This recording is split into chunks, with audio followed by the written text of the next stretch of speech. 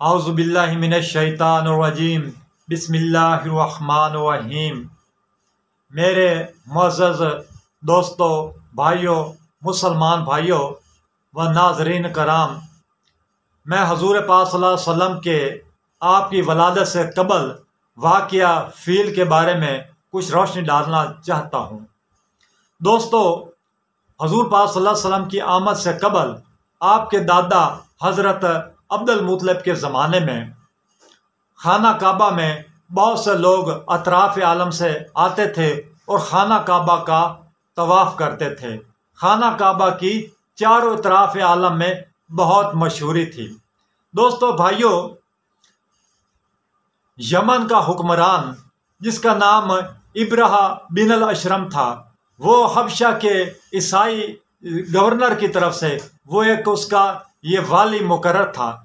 दोस्तों, उसको मालूम हुआ कि अरब में एक खाना काबा है, एक अल्लाह तबारक ताला का घर है और मुझे भी ऐसा एक किस्म का ये एक इबादत खाना तमीर करना चाहिए ताकि लोग वहाँ से खाना काबा की तरफ से रुक जाएं और ज़्यादा से ज़्यादा मेरे इबादत खाने की तरफ मुतवज्जा हों। तो दोस्तों, उस ईसाई हुक्मरान ने एक बहुत बड़ा अजीम शान गिरजा घर तमीर कर लिया। तो उसने ये इस मकसद के लिए इस नज़रिए के तहत कायम किया ताकि लोग खाना काबा से हट के ज़्यादा से ज़्यादा मेरे गिरजा घर की तरफ मुतवज्जा हों और उसका तवाफ़ भी करें और उसके ज़्यादा से ज़्यादा वहाँ पर हाजिरी दिया करें। दोस्तों, इस नीयत से इस तरह हुआ सुबह इत्तफाक से कि वहाँ पर अरबों में से एक शख्स जाकर उस गिरजा घर गया। उसने ऐसे किया कि आधे गिरजा घर को आग लगा दी और आधे में जाकर उसने कोई नजासत आलूद कर दिया। तो उसके बादशाह को इब्राहिम को इसकी इतला हुई तो उसने इस बात का बड़ा बुरा मनाया। उसने कहा कि खाना काबा को मैं नेस्त तो नबूद करूंगा। वो उस जमाने तो एक मुशरों का ये खाना काबे में मुशरिकीन की इजारादारी थी। तो दोस्तों और भाइयों, उसने एक बहुत बड़ी फौज इकट्ठी कर ली। फौज इकट्ठी करके हाथियों की फौज लेकर हर तरीके से वो लैस होकर वो वहां से निकला और खाने काबे को तबाह बर्बाद करने की नीयत से उसने सफर शुरू कर दिया। दोस्तों भाइयों, जब वह मक्का के करीब पहुंचा तो उसने मक्का के करीब पड़ाव डाल दिया। खाने काबे के कुछ फासले पर उसने पड़ाव डाल दिया। तो वहां पर उसका खैमा भी गाड़ दिया गया। इसी इब्राहिम बादशाह का उस हुक्मरान का खैमा भी गाड़ दिया गया। तो सुबह इत्तफाक से वहां हजूर पाक सल्लल्लाहु अलैहि वसल्लम के दादा मोहतरम हजरत अब्दुल मुत्तलिब के कुछ ऊंट और बकरियां वहां पर फिर रहे थे। मुख्तलिफ रवायात हैं, कोई 200 कहता है, कोई 300 कहता है, मुख्तलिफ रवायात हैं। तो उसने उनके ऊंट पकड़ लिए, बकरियां पकड़ ली। तो हजरत अब्दुल मुत्तलिब आप एक बहुत बारोब वजी और खूबसूरत और बुलंद कामत वाले इंसान थे। आप उस बादशाह के पास उसके खैमे में मुलाकात के लिए गए।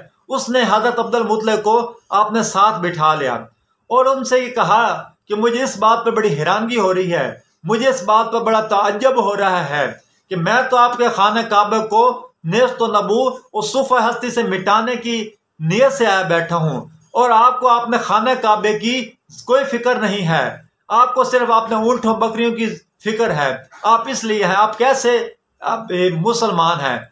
तो हजरत अब्दुल मुत्तलिब ने कहा कि जो खाने काबे की मुझे इस वजह से फिक्र नहीं है, ये खाना काबा तो अल्लाह तबारक ताला का घर है, इसकी हिफाजत वो खुद करेगा, इसकी फिक्र अल्लाह ताला को है, मुझे इसकी फिक्र बिल्कुल नहीं है, मुझे सिर्फ अपनी ऊँटों की फिक्र है।